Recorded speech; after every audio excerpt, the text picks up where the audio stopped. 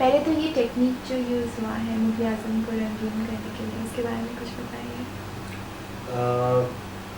ये जो कलराइजेशन की टेक्निक है, प्रक्रिया है, ये बहुत ही वैसे तो यहाँ भारत में अपने बहुत नई प्रक्रिया है, क्योंकि हम लोग पहली बार फ़िल्म फॉर्मेट में किसी भी फ़िल्म को कलर करने के बाद वापस से हम लोग थिएटर में रिलीज़ कर रहे हैं।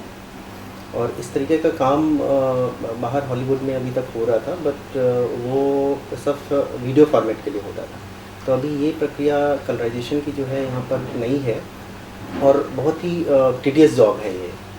इस प्रक्रिया में हम पहले नेगेटिव लेते हैं, नेगेटिव को स्कैन करते हैं, स्कैन करके we get the data digitalize, you know, like negative is analog, so we get the data, we scanned it, and then data we get the 2K resolution data. Why 2K resolution data? Because if you're doing for the film format, so whenever you're going to show in the film screen, the data actually you're doing on the computer, so it should not get pixelized, you know. So we get a 2K data which is scanned after the negative, then we get this data to our system, our lab in here in Bombay, wherein the data we load on our server, that is known as the digital disc recorder.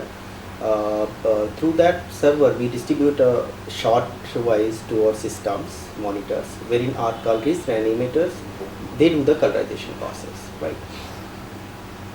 And this data, the process is very tedious, you know. First the data, we decide the keyframes. What is a keyframe? Is a reference for other frames to which are being colorized, right? Now this one keyframe we select which has the maximum number of information for a particular shot. Being asked starting? इस process के बारे में थोड़ा detail में बताइए, कितने computers use हुए हैं, कितने लोगों ने काम किया है। Okay.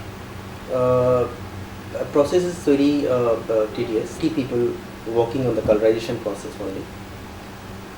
Process is like that.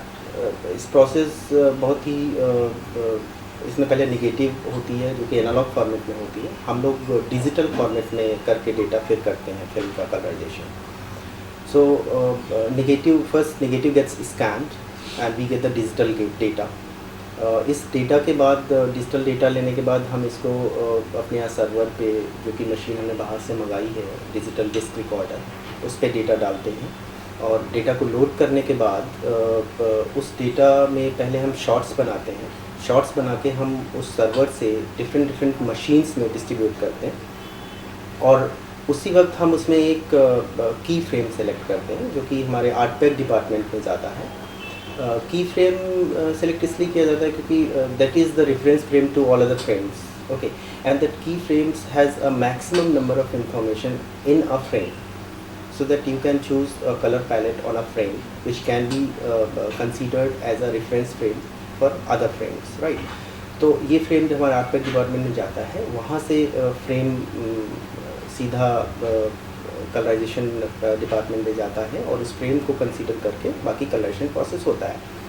यहाँ पे प्रोसेस होने के बाद कभी कभी एनिमेशन रिक्वायर होता है, कहीं पे स्पेशल इफेक्ट रिक्वायर होता है, कहीं पर स्किन टोन प्रॉपर नहीं होती है, तो हम यहाँ से कलराइजेशन करने के बाद एनिमेशन डिपार्टमेंट में भेजते हैं, जहाँ पे proper colour effect, light effect दिया जाता है, जो भी रिवर्क रिक्वायर होता है वो हम देते हैं वहाँ पे। उसके बाद हमारा डेटा जो है वो कलर आउटपुट डेटा होता है। ये क्वालिटी अप्रूवल के लिए क्वालिटी QC डिपार्टमेंट में जाता है। QC डिपार्टमेंट क्या करता है, वो डेटा को ले ऑफ करके हमारा जो डिवाइस है 2K डिस्प्ले डिवाइस, उस पर प्ले करके देखते हैं। प्ले करने के बाद this is 2K display device, so play करके जब हम देखते हैं तो we should that device which we have calibrated for the Kodak standard. Why Kodak standard? Because normally the film which you see in the theatre that follow the codec standard. We have the codec stock on that. So if you follow the your monitor, your high def TV or whatever the 2K display device, if that follows the codec standard, so you could see the same color as what you see in the end product. That is what you see in the film. So there we decide, okay, these are the colors we approve. When the quality department approve the film, we just take out the data and we send it to the film recorder. and the lab, processing lab, and then printing farm. क्या ये technique आपने अभी कहा हमें कि Hollywood में ये हो चुका है, तो क्या ये टेक्निक हॉलीवुड से आई है? तो वहाँ पे कौन कौन से फिल्म ऐसे कलर हुए थे? हॉलीवुड में टेक्निक ये थी पहले से, लेकिन वहाँ पे अभी तक जो जितना भी काम हुआ है वो वीडियो फॉर्मेट के लिए हुआ है। और जबकि हम मुग़ल आज़म जो फ़िल्म कर रहे हैं वो पहली बार फिल्म फॉर्मेट के लिए करी जा रही है। कहने का मतलब है कि ये थिएटर्स में रिलीज़ होगी वर्ल्ड वाइड। अभी तक वहाँ हॉलीवुड में जो काम हुआ था, जैसे गॉन विद द विंड हुई है, कैसाब्लांका हुई है, और भी कुछ कई फिल्में हुई हैं, ये सब वीडियो फॉर्मेट में हुई हैं। Either they are sold for satellite rights और they are sold for as a DVD market. But film format में अभी तक ये पहला ऐसा काम हो रहा है जो कि वर्ल्ड में पहली बार हो रहा है। तो एक तरीके से हमने अपने सॉफ्टवेयर को अपग्रेड किया है फिल्म फॉर्मेट के लिए, और this is a unique kind of work. तो मुग़ल आज़म एक क्लासिक फिल्म थी, तो किसके लिए कहाँ कौन सा कलर डालना है, ये कैसे डिसाइड किया गया? इसके लिए हमारी आर्ट पैक डिपार्टमेंट के से साथ में ही एसोसिएटेड एक R&D टीम है, जो कि based on the film which we are taking, अगर वो हिस्टोरिकल फिल्म है तो हम हिस्टोरिकल रिसर्च करते हैं। जैसे इस फिल्म के लिए हम कई हिस्टोरियन से मिले, उनसे उनके कमेंट्स लिए जिन्होंने मुग़ल पीरियड पे रिसर्च की है, उनकी थीसिस को हमने स्टडी किया। We have gone to Jahangir art gallery, वहाँ पे हमने कॉस्ट्यूम्स देखे, ज्वेलरीज देखी, म्यूज़ियम्स में गए हम लोग, और वहाँ से हर एक चीज़ों की हमने रिसर्च करने के बाद, इंटेंस 6 मंथ्स की रिसर्च के बाद, we decided that which colour we are going to use for costumes, for palace, for marbles and for jewelleries, and that is how based on that we decided colours. तो इस process क्या हुआ था? हाँ, इस process में कितना समय लगा? रिसर्च हम लोगों ने करीब 6 महीने की रिसर्च की, और उसके बाद तकरीबन 8 से 9 महीने हमको पूरी फिल्म को कलर करने में लग गया। तो रिलीज़ कब तक होगी थिएटर्स में? रिलीज़ होने के हम लोग जहाँ तक ईद पे रिलीज़ कर रहे हैं, ईद के आसपास रिलीज़ करने के चांसेस हैं, क्योंकि अभी सारी टेक्निकल फॉर्मेलिटीज़ पूरी हो गई हैं, फिल्म लगभग कंप्लीट हो गई है, और जहाँ तक हम लोग नवंबर में रिलीज़ करेंगे ईद के आसपास। तो पूरे प्रोसेस का जो कॉस्ट है उसके बारे में कुछ बताइए। Cost as such, the entire process we talk about the improvement in the film, improvement in the sound also. The entire cost, if you talk for a movie, say around 2.5 hour movie, the entire cost comes around 4 crores, including sound, including colorization, restoration, everything. और कोई black and white film अगर कोई colour करना चाहे आप लोग या तो फिर कोई और, तो उसमें वही कॉस्ट ऑफ प्रोडक्शन होगा, या कॉस्ट पर मिनट, सॉरी पर पिक्सल और पर frame, whatever?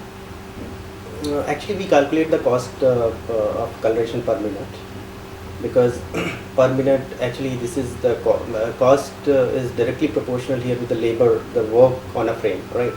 Now in a minute almost 1500 frame comes. Okay, so 1500 frames we do in some time, 2 days or 3 days suppose. Now depending on that we calculate the cost. The cost we actually calculate per minute, and which is, I think 4 crores is a very competitive cost over here which we are offering. If you go to Hollywood, they will tell you maybe 10 crores or 8 crores cost. So that is the competitive rate which I am telling you. और music को सुना है कि recreate किया गया है, तो हाँ जी। उसको किस तरह से इस्तेमाल किया जाएगा? एक्चुअली ये फिल्म पहले जब रिलीज हुई थी थिएटर में, मोनो ट्रैक में थी। मोनो ट्रैक का मतलब है कि सिर्फ इसका एक ही ट्रैक था, उसमें साउंड आपको एक स्पीकर की साउंड मिलती थी आपको।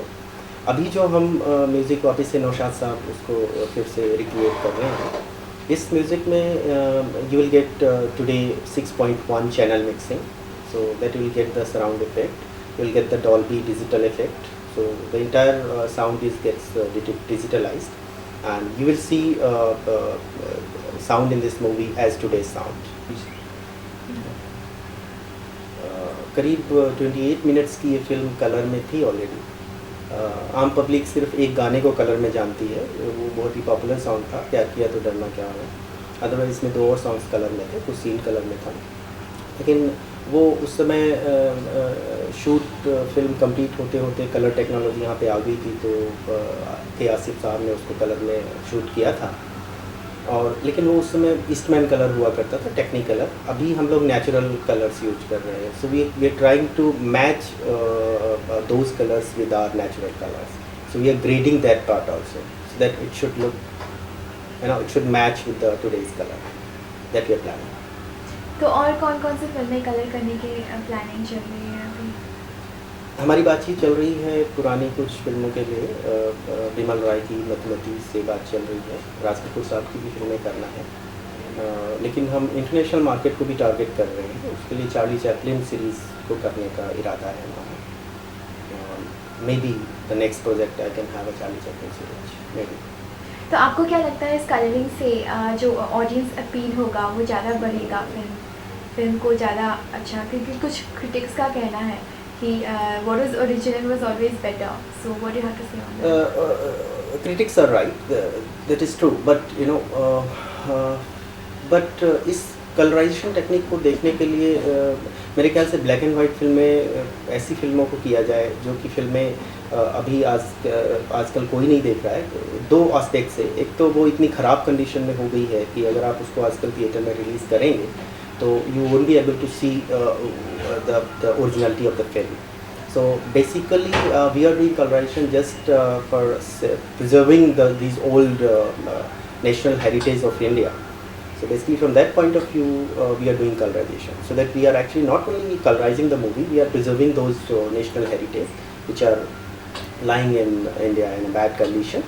So we are restoring them. So obviously, I hope that हर तबके का लोग इस फिल्म को देखेगा, चाहे वो एक यूथ हो, चाहे बुजुर्ग लोग देखेंगे, क्योंकि पृथ्वीराज कपूर साहब फिर से ज़िंदा होके आ रहे हैं फिल्म में, ऐसा लगेगा, क्योंकि लोग पृथ्वीराज कपूर साहब को काफ़ी नहीं देख पा रहे हैं आजकल, तो फिर से लगेगा पृथ्वीराज कपूर साहब को देखा उन्होंने। यूथ आज का देखेगा कि टेक्नोलॉजी वाइज क्यों कैसे मूवी को रिस्टोर किया है। ऑफ कोर्स इस फिल्म का म्यूज़िक बहुत अच्छा है, कई लोग म्यूज़िक की वजह से जाके देखेंगे, तो मेरे ख्याल से हर तबके का लोग इसको देखेगा, इसमें कोई शक नहीं। Thank you so much. Thank you.